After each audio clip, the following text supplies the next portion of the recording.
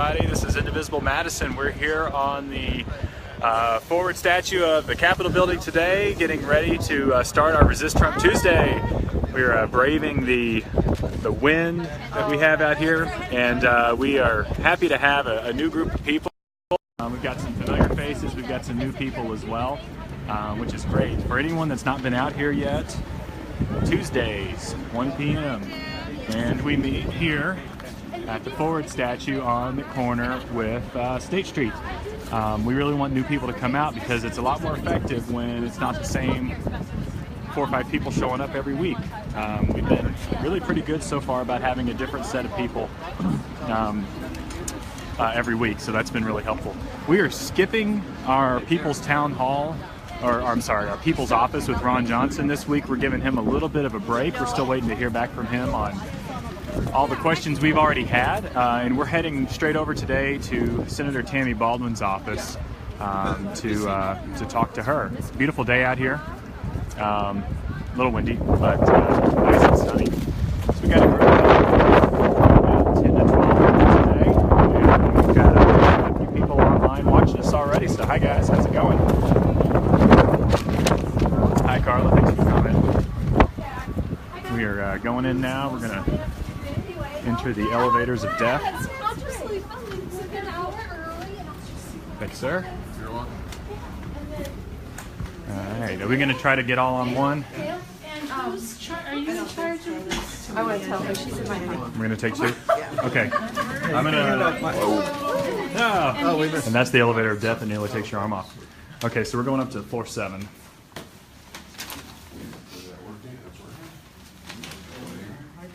It helps if you actually know the... So we're going to talk to Senator Baldwin's staff about 5 items today. We're going to ask that she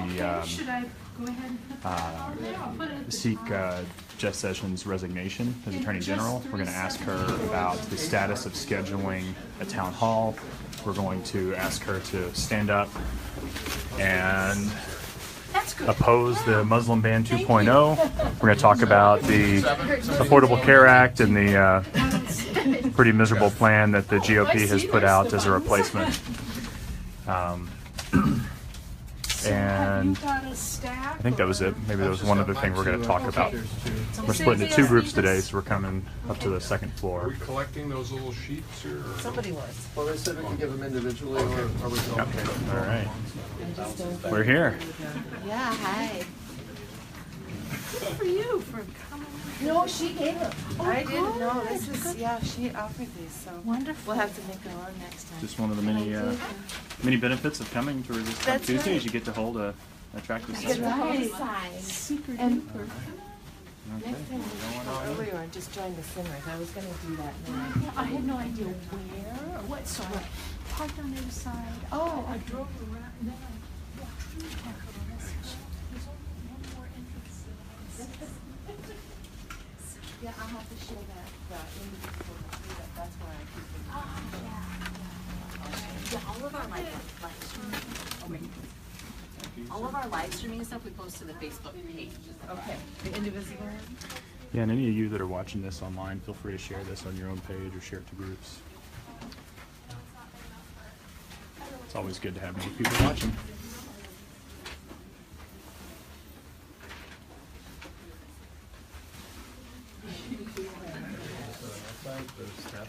Is this everybody? This is us for Okay, today, yeah. cool. I'm just gonna close the door for. Okay, great.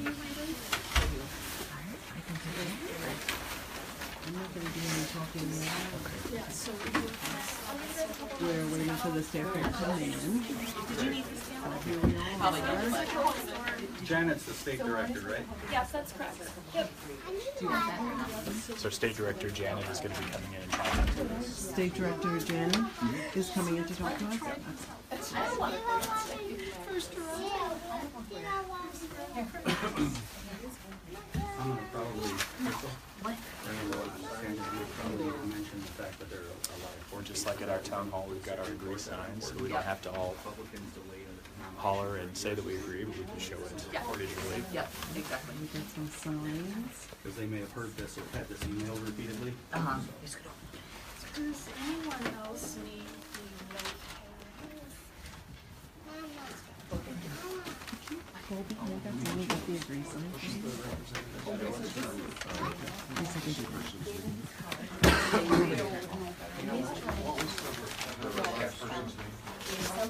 What's the staff person's name? Jan. She's a state Just director. waiting for Jerry to come in. I'm trying to find it. And where are our signs? Let's make sure our signs are visible. There we go. I Here, think I'm- while we talk You can about hold that, it? yeah. Sure, yeah, that'd be great. Where do you want this? Well, I think while we're talking, as we ask her if she's gonna do it or not, I wanna like check it off and like be like yes or no. Okay, this is just the generic one though, so you guys have to check out. So maybe in here. So you can, as she's answering, but make sure it gets on the live stream. Yes, speaker, you need to be on this, yes. There's one there. There's always one there. There's also water. There's one there, Mama. Do you want to take your jacket off? There's one there. We're not gonna have that one. Would you like this one? One intrepid viewer. Yes, one viewer. If you remember, was Sessions approved, how close to a straight party line was the approval of Sessions? Were there Democrats, there must have been Manchin or some other, soft Democrats. I'm thinking about it and I would just, it's out of my brain now. I used to know, but it's It was faded. close to party line, right? I think it pretty much was. Pretty sure, yeah. I think maybe Joe mentioned. Yeah, that's the I one think there was a guy. handful of Democrats that actually approved with Sessions, it's just a couple, if I recall correctly. Old buddies from the time. Actually, here, I'm gonna. You don't need this. And then see if you can watch last night. It's very. And so that was about Trump's possible Okay. correct connection to corruption. Rachel Maddow. I was about to say, is that the one you're talking about? Yeah, Rachel everybody Maddow? should see that, It's about really where, good. why he's so scared and what he's running from, because it looks like his corporation has a lot of business with people who are corrupt, and that's against the law in this country. You could You're actually talking end about up in He could end jail up in as jail. Not Talking about just, the thing in Azerbaijan. Yes, yeah. not just corrupt, but the So it's more sensitive. part of the Iranian government that funds international Thank you. terrorism. Yes, that group. Okay. Hey, everybody. Hi. How is everyone? Good. Thank you. Were you able to finish your lunch? I was. So I had for lunch. We ran into each other. Ian. We ran into each other at the end, so you know what happened. So anything on your minds or that you want to tell me today? I have a couple updates for you, but let's start with you guys. Yeah. Well, first topic, thank you for meeting with us, by the way. Yeah, I'm absolutely. Judge Mark Frankel, and I've been around for a long time, and I support Senator Baldwin on many, many issues. And one of the topics we wanted to talk about was her view on Attorney General Sessions' status. I know she's supported recusal. We feel strongly that he ought to be pushed hard to resign. He, in his career as a senator, was very strict about honesty to Congress and was, you know, by his own standards, should not have been approved in the first place. And for the top law enforcement official in the country on a topic of ultimate importance and seriousness, he volunteered a lie. I mean, that's just, I think, almost unarguable. And it just sets a terrible standard for law enforcement in this country and the administration of justice to have the top law enforcement official lying to Congress. If he can't meet that threshold, it just seems unfathomable that he would continue in that capacity. And so we would like to have Senator Baldwin seriously consider advocating his withdrawal from his status as the top law enforcement official in the country. And I'm not sure if Senator Baldwin has staked out a clear position on that one way or the other. It might be helpful if you can share what her current thinking is on Senator, or now Attorney General Sessions' status as AG. I mean, I haven't talked to her about it, but you know, what I can tell you is, of course, she opposed him Yeah. very vigorously, his nomination. and was definitely pushing for recusal.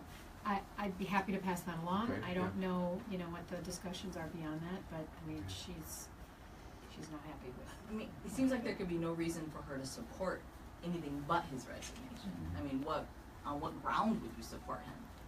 So, we would. Okay, yeah, I'm happy to pass that along. Okay, As I yeah. said, she's not happy with what happened. I just don't know where sort of that line is drawn in her thinking behind it. But And there's currently, apparent tension between FBI Director Comey and the Justice Department. And with Sessions there, it just doesn't feel, and apparently the Justice Department has been pushing back on Comey and what involvement Sessions has with that. I mean, he's supposedly recused, but is he at the seat of that resistance to Comey coming out and saying this Trump assertion regarding Obama is nonsense? We don't know that, and it's not very comforting to have Sessions there, right. Apparently opposing Comey's efforts to straighten out the public record. Right. Yeah, I don't think we've seen the end of the pressure. Yeah. Okay. Well, but with him there, there's going to be pushback, and he seems to be support Trump at all costs, regardless of the interests of the country. And Trump is very good at going, hey, chase this shiny stick. Yeah. Look at this. Right. I've been tapped. It's horrible. And I would just add that this is just one of the latest reasons why he shouldn't be the Attorney General. I mean, his history in Alabama, the fact that, Coretta Scott King's testimony wasn't enough. It was enough to keep him from being appointed back in the late 70s, 80s when she wrote that testimony, but it was not enough to keep him appointed as Attorney General. Seems like we're regressing. Yeah. Democrats are not holding strong enough. Seems like. Yeah. Thank you, Jen. Yeah, absolutely. Appreciate it. Thanks for caring about it. So Well, can I check off the yes box? No, you can't. You like this? No? No, but Yes, I we hope would you, know. yeah, I hope you understand, I can't, because I haven't talked to her, I really don't know, where she is or. Well, but this if is she's there. happening now. I mean, this is I think it's like the next 2 days. Oh, no, sorry, that's the ACA, never mind. And I'd be happy to get back to you, Okay. and have her send you her thoughts on it. Would you mind We can do telling that. us just like how often do you communicate either with Senator Baldwin or with someone that's in DC that sees her on a daily basis, like about policy Yeah. issues?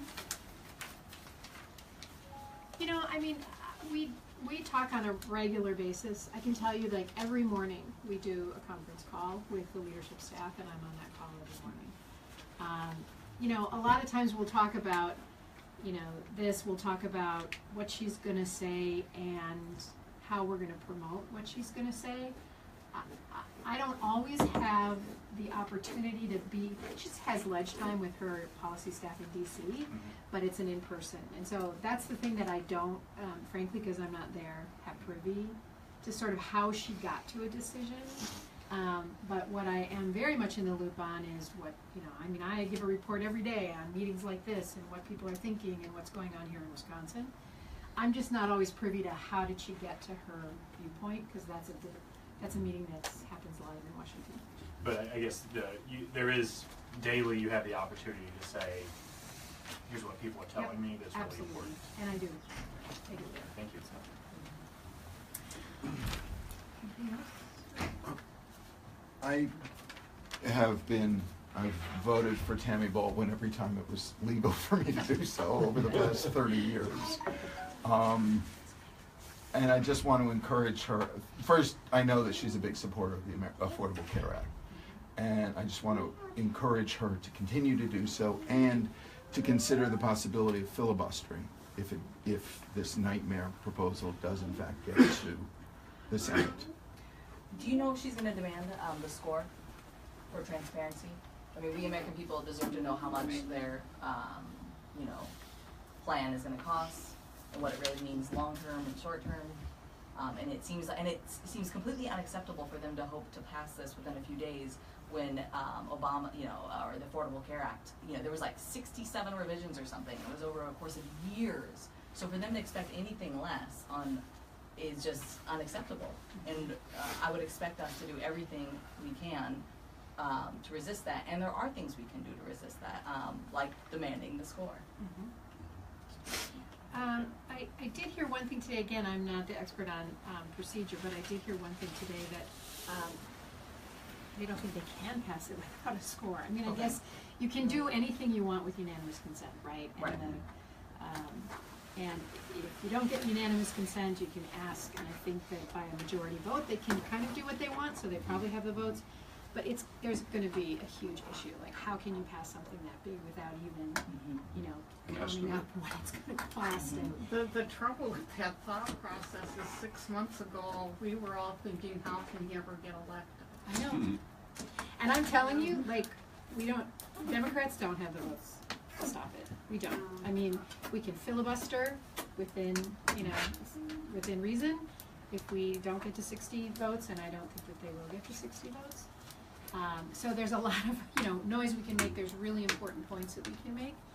But they do have the votes to pass it. What I would encourage Senator Baldwin to do, just if I could speak with her personally, is to start labeling it Republican care every time she talks about it. Or Trump Trump can go away. The Republicans need to own this for the next how many ever years. And so if the one thing that she took away from my advice is that she call it Republican care every time the words come out of her mouth and she's talking about it, and that she encouraged her colleagues to do it, and that we intentionally label it Republican care from day one. Can I ask you kind of a question on that?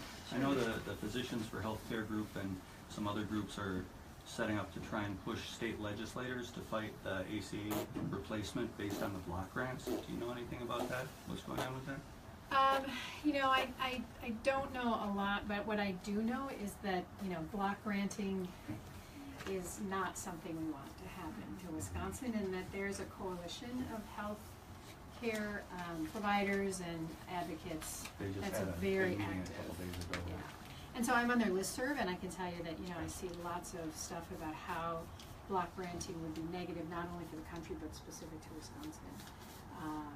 And so I'm certainly aware of it. I'm certainly aware of how devastating it would be, because do you know essentially. who in the state legislator might be a good person to talk to about taking point from the Democrat side? I'm trying to. I can't say. Maybe Jen Schilling. Okay. I guess I would start with Jen Schilling or Peter Barca, as the two minority leaders. I think they speak for everyone, but they also might be able to tell you who specifically might be working on it, maybe Chris Larson or Chris Taylor. I just thought, and I'm going to put it out there and you all chime in. I said Republican care a minute ago, but what would you guys all think of encouraging her to say Ryan care? GOP care? I don't know, I'm still hoping that he's gonna be gone too, so. Yeah. So Republican care is better? Yeah, I think it is. That's a good consensus. A couple of things I just wanted to update you on. As you all know, there's so many bad things happening that we're scrambling a little bit to make sure that we address all of them. But as you know, the travel ban executive order came out yesterday, and so Tammy did put out a statement yesterday, continuing to oppose that and saying, we are better than this. It's a shameful response. So she came out very strongly, very early on that. So I wanted to let you know. Is she a co-sponsor of Senate Bill 274? Don't know. You asked that last week, and I don't know if Sarah. I asked you about a different one last week. I asked about 128 last week. 128 is the Bridge Act, which is basically making the DACA status part of law as opposed to just an executive order. Senate Bill 274 would be to basically nullify and defund any activities related to the ban. Okay, let me find out for you. Yeah. ACLU and IRAP, the International Refugee Assistance Project, both have Great. information on that. And then another thing that Tammy came out with this morning was just asking her colleagues on the Health Committee, Health, Education, Labor, and Pensions, to say, we now have a Secretary of Education who really doesn't know much about public education. And so they really want more input into some of the lower positions within the health department, and so she's asking for hearings on those other minor appointments that normally wouldn't go through a hearing process. But to say, you know, this is a huge issue, and because of the lack of experience of the person at the top, you know, some of her assistants that she has the ability to appoint are really important. Is she going to post information on that for the public to see in terms of like, can we see the hearings? Is it going to be published like online? If it's the health committee, I mean, they do stream all the committees live online. I know that Gail wanted to talk about Neil Gorsuch. Yeah, I know you've probably been hearing from a lot of people about the dislike for Gorsuch due to the Hobby Lobby case and things like that. But another thing a lot of people are considering is Republicans held a nomination up for a year. And we've got a lot of court cases, and there will probably be more that are going to the Supreme Court case. And I think the Wisconsin gerrymandering is heading that way, isn't it? So even if they just delay Gorsuch so that these court cases can be heard without him, that would be really important. I think the gerrymandering thing, if that comes back, if Gorsuch is appointed and it comes back in favor of the current system, I think that's going to be a political win. A lot of people will be ticked off if the Democrats don't fight hard enough in something like that. Yes, they will be. That will be a major issue. Well, and I didn't read it, but I heard a couple of people say that Barack Obama and his foundation, that one of the top issues they were going to work on is gerrymandering. I'm pretty sure that came through the email from OFA. So, I mean, I think that's like, what more could we do to start to change the? I think we just want to encourage Senator Baldwin to continue doing what she can to obstruct a lot of these things that are happening. I mean, personally for me, the Muslim ban is one of the most immoral things that we've done since the Japanese internment. And just anything that can be done to stop that from happening within the legal ability. Unplug the microphone. I don't know what to do. I want to implore her to do that, and I think that goes to things like Supreme Court nominees. I think it goes to a lot of the things. And when she talks about the travel ban, she should be saying Muslim ban. I mean, you know, the Democrats may not have the numbers, but they have the ability to label things what they are. They are not falsehoods, they are lies. It is not a travel ban, it is a Muslim ban. This is not health care reform, this is Republican care. Those kind of things matter. That's a very good point, and the Republicans have frankly been better at that. Yes, they have. Revenue enhancement, not tax increases. Yes. Pro-life. The way you talk about things matters right now. And to even use the word travel ban in this situation. Minimizes. Yeah. Especially since it is. Yeah. I mean, Christians are allowed in from places that Muslims are not allowed in. Well, they took that out. Well, Trump and Spicer both called it a Muslim ban before they didn't. So you can always say, well, that's what they called it, and here's the paper where they did it. Yes. Done.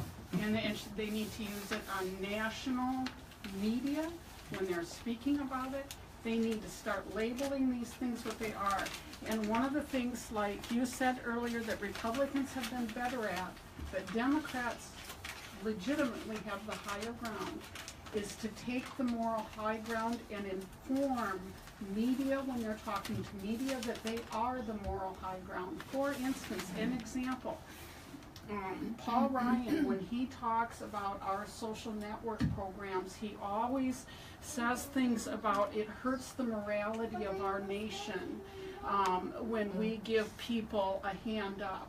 Well, that's the moral low ground. And when Tammy Baldwin is talking about these things, she can legitimately say, we are better than that morally, and I am taking the moral high ground. The moral high ground is do unto others what you would have them do unto you. And that one golden rule, everybody would agree with, no matter what religion or non-religion they are.